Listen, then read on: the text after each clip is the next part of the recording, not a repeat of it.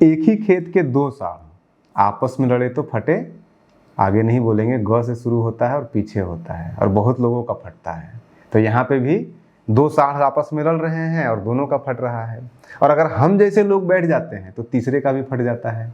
और तीसरे में कौन है? शिक्षा मंत्री जी। शिक्षा मंत्री जी ने बड़ा एकदम धांसू सा बयान दिया है कि हम जो है वो नियम बनाएंगे, विधि बनाएंगे, कानून बनाएंगे इन सारे कोचिंग सेंटर वालों के लिए और उसके बाद सबको नापेंगे।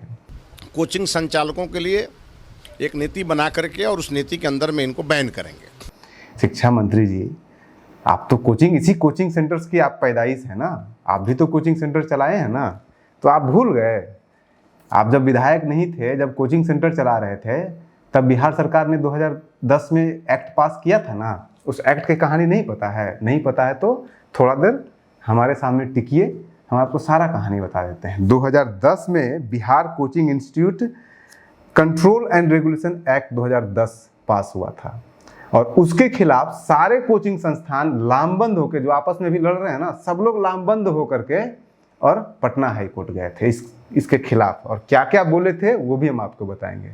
और चलिए, आप हो सकता है कि उसमें विधायक नहीं होंगे तो आप भूल गए होंगे, ध्यान नहीं होगा, ये भी हो सकता है कि जितने लोग मिल करके कोचिंग सेंटर गए थे, पटना हाई कोर्ट गए थे, कोचिंग सेंटर सारे मिल करके इस कानून के खिलाफ, क्या पता उसमें आप भी शामिल हो, नहीं पता मुझे। लेकिन 2020 वाला तो याद है।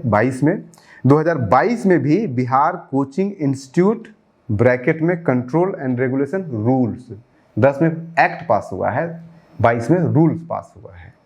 तो कम से कम ये तो याद होना चाहिए था, क्योंकि अब तक आप दूसरी बार विधायक बन चुके हैं, अब प्रखर विधायक आप बन चुके हैं।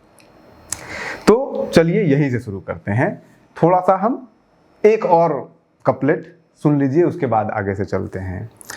जेकर काम वही के साजे, दूसर करे तो डंडा बाजे। यही तो हुआ है भाई। मीडिया का काम अंजना ओम कश्यप का है, चाहे जैसा भी कर रहे हो, और कोचिंग वाले का काम कोचिंग करने का, बच्चों को पढ़ाने का होता है। लेकिन खान सर क्या करते हैं? पढ़ाते होंगे, हम नहीं कह रहे हैं, लेकिन पढ़ाने से ज़्यादा वो ट्रम्प का क्या हो रहा है इसे लेकर के, अब बिल्ली की मौसी की बिल्ली कहाँ चोरी हुई, कैसे चोरी हुई, बिहार के अंदर किस गांव में, सब चीज़ पे इनको कमेंट करना आता है। सर्वज्ञानी है ये। तो आप अपना काम छोड़ करके जब बाकी सबका काम शुरू करते हैं ना, दूसरे का काम, तो डंडा बजता ही है। और आपका अब डंडा बजना शुरू हो गया है। आप कोचिंग सेंटर चलाते हैं, लेकिन क्या आपको पता है कोचिंग सेंटर के ऊपर कोई भी स्टडी पिछले 14 सालों से बिहार में नहीं हुआ है। आखिरी स्टडी 2012 में हुआ है। और उस 2012 के स्टडी के अनुसार, और इस 12 को स्टडी छोड़ दीजिए, हम आपको पूरा इतिहास बता देंगे। 1990 के दशक में कोचिंग संस्थान जो है ना, कोचिंग जैसी एक प्रजाति जन्म जो हुआ था, उसको भी अगर आपको समझना है तो उसके लिए एक किताब है, बड़ा इंपॉर्टेंट, बहुत इंटरेस्टिंग सा किताब है। और उस किताब को अगर आप पूरा भी नहीं पढ़ना चाहते हैं तो सिर्फ 5वां चैप्टर पढ़ लीजिए। उस 5वें चैप्टर में सारा लिखा हुआ है। इस किताब का नाम है a matter of rats, a short biography of Patna. Patna में जो भी कुछ हुआ है उसको पूरा बताया गया है। तो ये आप 90s का जा करके पढ़ करके समझ सकते हैं। सब कुछ हम यहाँ बताएंगे तो घंटों आपको लग जाएगा। वैसे आप घंटों बच्चों को पढ़ाते हैं तो घंटा इसी में 5वां चैप्टर छोटा सा है, पढ़ लीजिएगा। अब आते हैं 2012 पे। 2012 में जो रिपोर्ट आया उसके अनुसार पूरे पटना में सिर्फ लगभग 3000 ट्यूशन सेंटर्स हैं। और इस 3000 ट्यूशन सेंटर का जो कि रजिस्टर्ड हैं, अनरजिस्टर्ड कितने हैं वो नहीं पता, क्योंकि 2012 में रेगुलेशन नहीं आया था, 10 में आ चुका था। तो रजिस्ट्रेशन का सरकार ने ड्राइव निकाला था कि अगर बिहार में किसी को कोचिंग चलाना है तो आपको रजिस्टर्ड करना पड़ेगा। ये उस कानून का नियम में लिखा हुआ था। तो उस समय 3000 कोचिंग जो रजिस्टर्ड थे, उसमें से 250 करोड़ का इनका एनुअल बजट हुआ करता था, जबकि जो अनरजिस्टर्ड था उनका लगभग 1000 करोड़ रुपए का एनुअल बजट होता था। हालांकि आप पूरे हिंदुस्तान का अगर आप देखिएगा तो उस समय बिहार कहीं नहीं था, क्योंकि उस समय पूरे बिहार में 2015 का रिपोर्ट के अनुसार पूरे हिंदुस्तान में लगभग जो कोचिंग सेंटर चल रहे थे उसका जो एनुअल बजट हुआ करता था वो लगभग 58,088 करोड़ का हुआ करता था। और ऐसा एस्टिमेट बताया गया था कि वो अगले 5 सालों में, यानी कि 2020 तक आते आते 1,33,995 करोड़ का ये पूरा कोचिंग का जो माफियागिरी चल रहा है, ये इसका एनुअल बजट होने वाला था।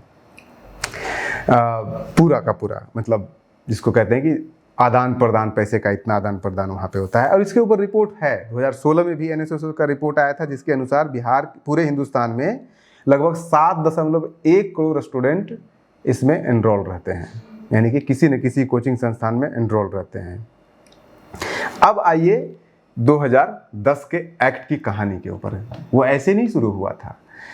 9 फरवरी 2010 को इसी पटना में भिखना पहाड़ी पे प्रोटेस्ट हुआ था। सारे कोचिंग संस्थानों के खिलाफ सारे स्टूडेंट जुट गए थे। हुआ था क्या कि आपको भी पता होगा, कोचिंग संस्थान फेमस है, बॉक्सर अपने जो भी उसके हेड होते हैं, आपके भी बहुत सारे बॉडीगार्ड होंगे, और उसमें तो काला वर्दी वाला जो है बॉडीगार्ड ढेर सारे होते थे। तो बॉडीगार्ड वालों ने स्टूडेंट को पीट दिया और उसके बाद वहाँ प्रोटेस्ट हुआ था। 5-10 हज़ार स्टूडेंट भिखना पहाड़ी पे जमा होकर के और वहाँ पे प्रोटेस्ट किए थे, और उस प्रोटेस्ट में एक स्टूडेंट का डेथ हुआ था और लगभग आधे दर्जन स्टूडेंट घायल भी हुए थे। मामला बहुत तुल पकड़ा, DIG से लेकर के IG से लेकर के सब लोग वहाँ पे गए, बहुत लंबा प्रोटेस्ट चला था। और उसी समय सरकार ने ये फैसला लिया कि इसको रेगुलेट करने के लिए सरकार एक नियम कानून कुछ तो बनाएगी, और उसी का रिजल्ट था कि 2010 में ये एक्ट पास हुआ, जिसका नाम था Bihar coaching institute control and regulation act.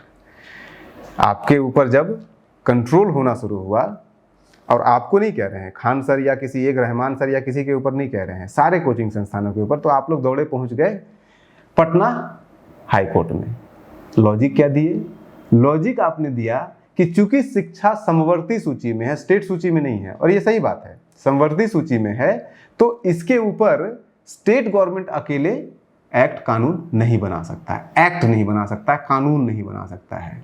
उसके अलावा आपने यहां तक हाई कोर्ट में कह दिया कि हमारे जो भी टीचर हैं उसका क्या क्वालिफिकेशन है, क्या करिकुलम है, हम ये सरकार को नहीं बता सकते हैं। ये वो दौर था जब RTI आ चुका था। सूचना के उस दौर में आप कह रहे थे कि हम नहीं बताएंगे आपको कि हमारा कोचिंग का जो टीचर है वो कितना क्वालिफाइड है, हमारे यहाँ जो करिकुलम है वो क्या है, कितना फीस हम ले रहे हैं, ये सब कुछ नहीं बताएंगे, ये आपने कहा था। और आपके उसी पॉइंट पे कि चूंकि जो समवर्ती सूची में है, स्टेट गवर्नमेंट अकेले एक्ट नहीं बना सकती थी, कानून नहीं बना सकती थी। और फिर उसके बाद चूंकि आंदोलन खत्म हो गया, मामला सब कुछ शांत हो गया, तो सब कुछ ठंडे बस्ते में चला गया था। 2022 में जब फिर से मुद्दा गरमाया, फिर से प्रोटेस्ट वगैरह होना शुरू हुआ था, तब फिर से बिहार सरकार ने इस बार कहा ठीक है, हम एक्ट तो नहीं बना सकते हैं लेकिन रूल्स तो बना सकते हैं। तब 2022 में Bihar coaching institute control and regulation rules बनाया गया, 2022 इसका नाम है। तो शिक्षा मंत्री जी, जो आप बयान दे रहे हैं कि हम 15 दिनों का पीरियड देंगे, उसके ऊपर सभी को आग्रह करेंगे कि अपने अपने फीडबैक दें, और उसके बाद हम रूल्स बनाएंगे, और जो रूल्स के अकॉर्डिंग काम नहीं करेंगे उस रूल्स के अकॉर्डिंग काम नहीं करने वालों के खिलाफ कार्रवाई करेंगे। तो ये रूल्स 2022 में बन चुका है, एक्ट बन चुका है 2010 में। अब आप कौन सा नया? ये सरकार का पुराना कहानी हो गया है। जब भी कोई प्रोटेस्ट हो, जब भी कोई उत्पात मचे, जब भी कोई मुद्दा खड़ा हो, तो आप बयान दे दीजिए कि हम कानून बनाएंगे और कानून के हिसाब से चलाया जाएगा। कानून तो बना हुआ है, रूल्स बना हुआ है, एक्ट बना हुआ है, सब कुछ बना हुआ है। तो आप थोड़ा पहले पुराना वाला स्टडी कर लीजिए। और उसके बहुत सारे रिपोर्ट, छोटे छोटे रिपोर्ट आते रहते हैं बीच बीच में। एक बार बीच में रिपोर्ट आया था कि पूरे पटना में जितने भी कोचिंग संस्थान हैं, उन सभी कोचिंग संस्थानों को जब जांच किया गया अग्निशमन की तरफ से, तो मात्र 178 ऐसे कोचिंग संस्थान थे जहां पे कि अग्निशमन से रिलेटेड जो प्रिकॉशनरी मेजर्स होते हैं, जैसे वहाँ पे आग को रोकने वाला या फिर आग को बुझाने वाले जो उपकरण होते हैं वो लगे हुए थे, मात्र 178। और आप सोच लीजिए पटना में अगर आप रहते हैं तो बिहार में पटना में कितने ऐसे कोचिंग संस्थान होंगे, उसमें से मात्र 178 कोचिंग संस्थान के पास ये सारे चीज़ें पैमाने के अनुसार था वहाँ पे। अब आते हैं वापस खान सर के ऊपर, और ये सारा विवाद खान सर वर्सेस रोशन आनंद का विवाद कहाँ से जड़ हुआ? वहीं से जड़ हुआ शुरू, जहाँ पे कि सब लोग दावा करने लगे भाई 19,838 पुलिस वालों का रिक्रूटमेंट हुआ है, रिजल्ट आया है। खान बाबू अलग से कह रहे हैं कि हम 12,000 हमारे यहाँ सिर्फ हो गया है, और पूरा भीड़ जमा करके सबको जो है माइक लगा करके, कैमरा लगा करके दिखा रहे हैं कितना भीड़ है। रोशन आनंद जो है वो भी कह रहे हैं हमारे यहाँ 10,000 है, तो 10,000 ये हो गया, 12,000 वो हो गया, 22,000 हो गया। उसके अलावा अगर आप छोटे छोटे शहरों में, छोटे छोटे कस्बों में जाइएगा तो वहाँ पे भी कोचिंग सेंटर है। अरे आपके यहाँ 10,000 अगर हो रहा है तो 10 तो जरूर हुआ होगा, और ऐसे लोग अब भी वीडियो बना रहे हैं। एक पुष्पेंद्र डांगे जी हैं, गया के हैं, वो भी बनाए हैं कि देखिए हमारे यहाँ 10 लोग जो हैं वो पुलिस में भर्ती हुए हैं, इस रिजल्ट में आया है। तो अगर उन सभी को जोड़ दीजिएगा जो कि रजिस्टर्ड नहीं है, तो उन सभी को जोड़ दीजिएगा तो ऐसे तो आंकड़ा का मुझे लगता है 1-8 लाख तो जरूर पहुंच जाएगा। 1-8 लाख लोग बच्चों का हुआ है जो कि पुलिस में भी भर्ती हुई है। रिक्रूटमेंट हुआ है 19,838 का, और इनका अगर आंकड़ा जोड़ने लगिएगा तो 1 लाख से ऊपर जरूर क्रॉस कर जाएगा।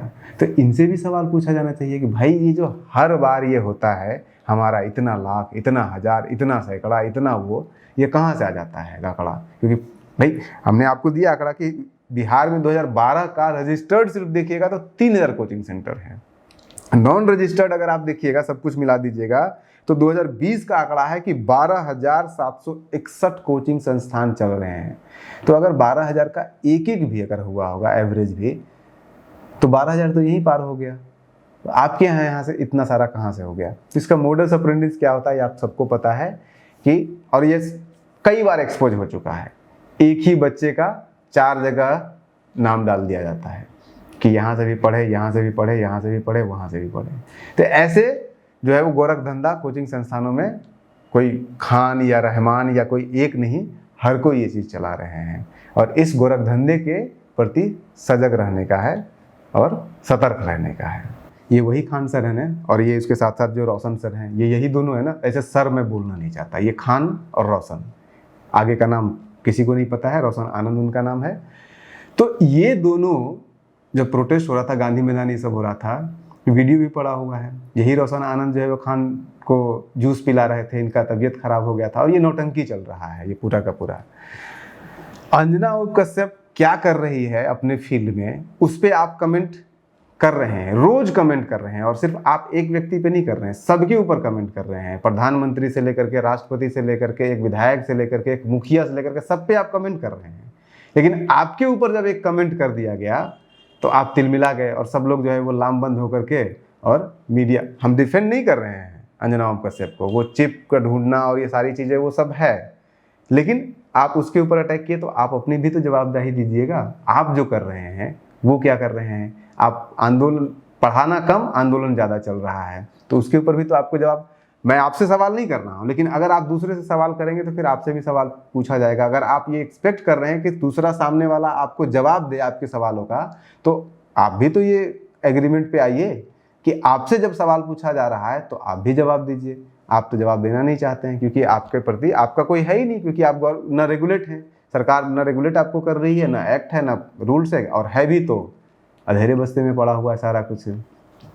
तो ये जो पूरा कहानी चल रहा है, खान सर, रहमान जो हैं वो तो बोल ही दिए हैं कि ये सब लोग जो है कोई टीचर नहीं है और आपस में भिड़े हुए हैं। अच्छा, जब देखिए तब क्या होता है, 100, 200, 400, 500 स्टूडेंट को अपने जहाँ पे वे पढ़ाते हैं भीड़ जमा कर लेते हैं, और ऐसे लगता है कि कोई सेलिब्रिटी, शाहरुख खान जितना रोज या अमिताभ बच्चन रोज पब्लिक से या हफ्ते में एक बार मिलते हैं, तो जिस तरह का क्रेज नहीं दिखाया जाता उस तरह का क्रेज आप देखिए कि वहाँ पर कोचिंग सेंटर के बाहर ऐसे लगता है कि कोई स्टार वहाँ पे, आप स्टार हैं या टीचर हैं, आप शिक्षक हैं, तो शिक्षक का काम शिक्षा देना है। आप शिक्षा न देने के अलावा बाकी सब कुछ कर रहे हैं, तो उसमें भी क्या है, मनीष कश्यप आपके सपोर्ट में आए हुए हैं। और क्या मोडस ऑपरेंडिस होता है ये भीड़ जमा करने का, ये किसी को बताने की जरूरत नहीं है।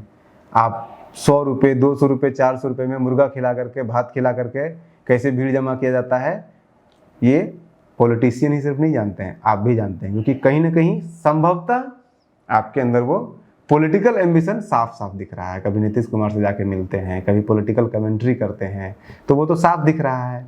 तो अगर आप पॉलिटिकल एस्पिरेशन आपका है तो पॉलिटिकल मोडस है, जो पॉलिटिक्स का मोडस ऑपरेंडिस है वो आपके अंदर भी आएगा, वो भीड़ जमा करना और ये सबसे सारी चीज़ें करना। बाकी तो मीडिया में चल ही रहा है कि किस तरह से आपने जो है वो पहले कहा कि यहाँ पे जो है गोली चली है और बाद में खुद कह रहे हैं कि गोली नहीं चली है। तो या तो कान का इलाज कराइए, आप अपना खुद हॉस्पिटल बना रखे हैं, कान का इलाज कराइए, या कहीं ना कहीं कुछ ना कुछ तो गड़बड़ है।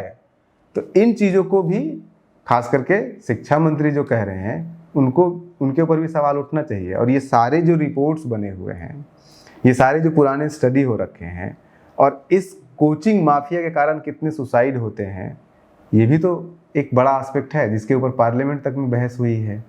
तो ऐसे बहुत सारे सवाल हैं। अगर मीडिया सजग रहे, बिहार की मीडिया या कहीं की भी मीडिया सजग रहे, तो इन सवालों पे भी सवाल उठाना चाहिए, इन आंकड़ों के ऊपर भी सवाल उठना चाहिए।